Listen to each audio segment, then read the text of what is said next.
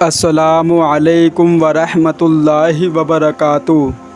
حضرت حسین رضی اللہ تعالیٰ عنہ کی شہادت کے اوپر کچھ بات کی جائے گی۔ 10 محرم کی تاریخ تھی اور جمعہ کا دن تھا۔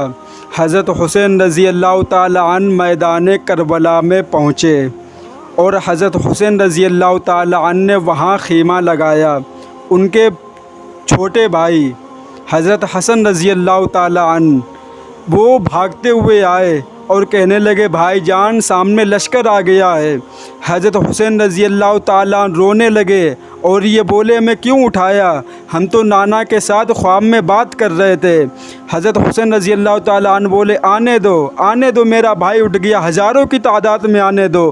لیکن حضرت حسین رضی اللہ تعالیٰ عنہ نے بولا کہ بھائی جان آپ نانا سے کیا بات کر رہے تھے؟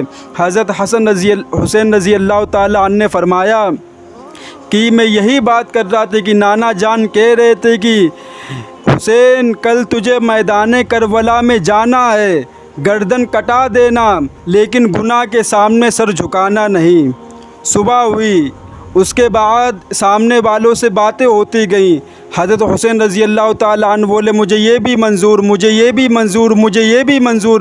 لیکن جب سامنے سے اعلان ہوا کہ حسین اعلان کرو کہ یزید کے ہاتھ پہ بیعت کرنے کے لیے تیار ہو جاؤ، حضرت حسین رضی اللہ تعالیٰ عنہ نے فرمایا، نہیں، ہم یزید کے ہاتھ پہ بیعت نہیں کریں گے۔ ہاں، ہمیں یزید کے پاس لے جاؤ، معاملہ صاف ہوگا، اس کے بعد بیعت ہوگی، لیکن ابھی ہم حسین پہ یزید کے ہاتھ پہ بیعت نہیں کریں گے۔ لوگوں نے پوچھا کہ آپ کو کیا تکلیف ہے؟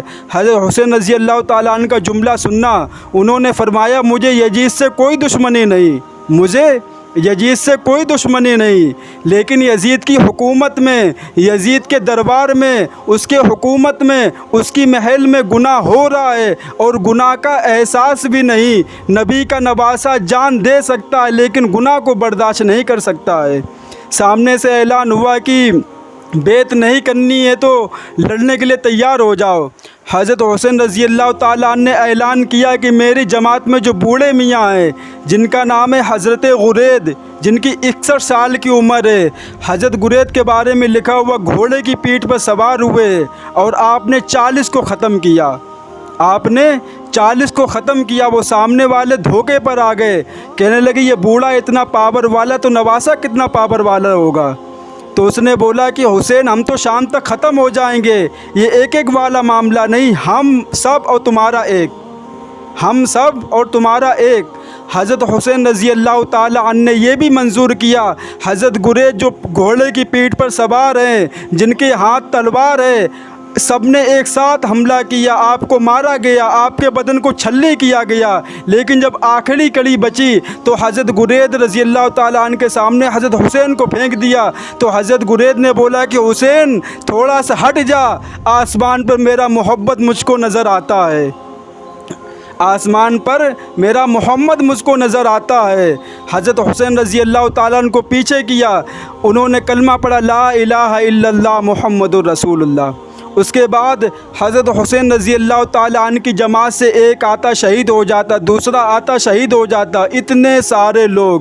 اب جو اعلان کیا حضرت حسین رضی اللہ تعالیٰ عنہ نے تو سب کے سینے پھٹ گئے کہ میرا بڑا بیٹا علی اصغر، میرا چھوٹا بیٹا جس کی عمر ہوگی 17-16 سال کی، گھوڑے پر سوار ہوئے، بولا ابا جا رہا ہوں، ابا جا رہا ہوں۔ حضرت حسین رضی اللہ تعالیٰ عنہ نے فرمایا، بیٹے ایک بار اپنی پیشانی کو چوم لینے دے، اب تو تیری میری ملاقات تو نانا کے دربار ہی میں ہوگی۔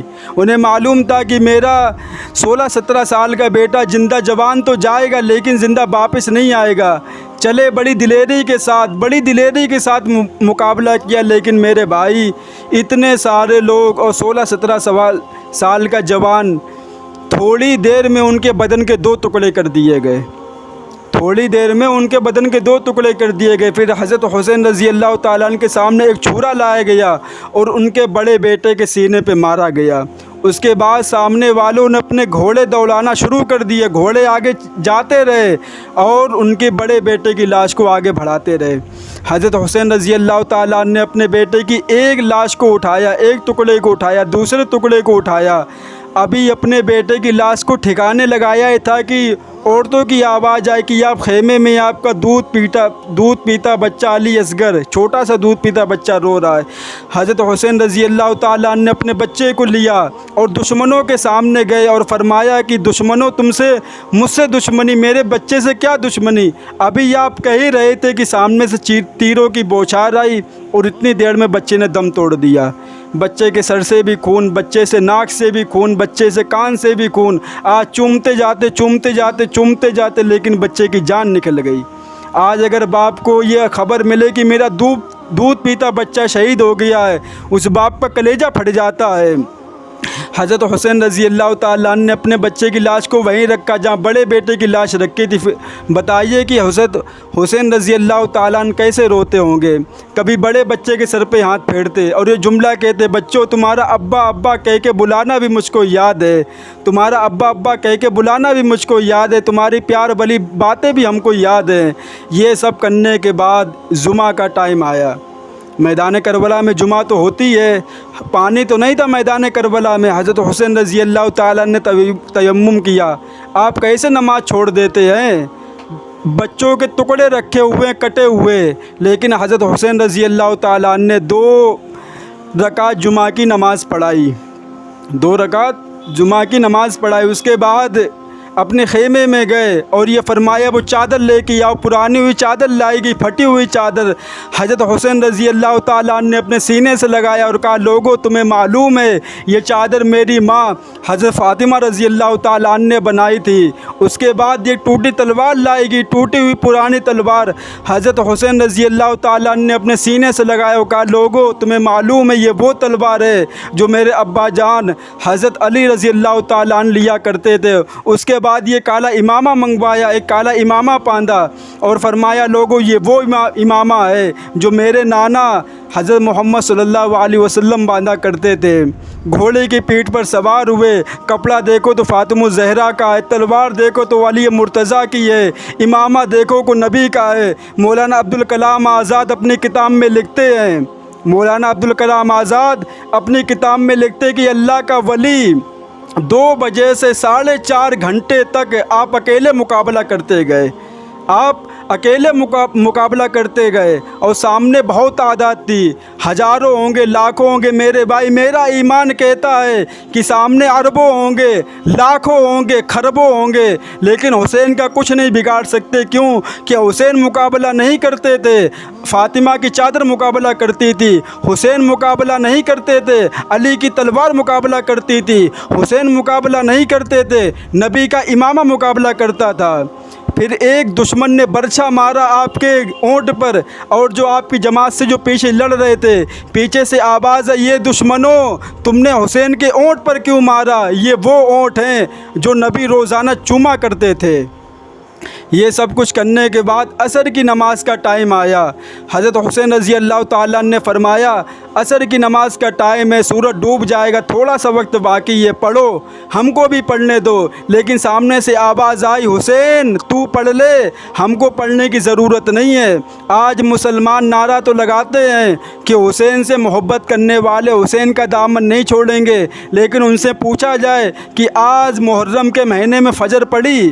کتنا بدبخت اور کتنا بے شرم انسان ہے وہ کہ جو محرم کے مہینے میں وہی کہنا چاہتا ہے جو سامنے دشمن نے کہا تھا کہ حسین تو پڑھ لے، ہم کو پڑھنے کی ضرورت نہیں ہے۔ یہ جماعت والے، یہ مدرسے والے، تبلیغ والے آپ کے پاس آتے، نماز پڑھو نماز پڑھو، کہتے مولانا مولوی تو پڑھ لے، ہم کو ضرورت نہیں کیونکہ تو حسینی ہے، تو پڑھ لے، ہم نہیں پڑھیں گے کیونکہ ہم سامنے والے ہیں۔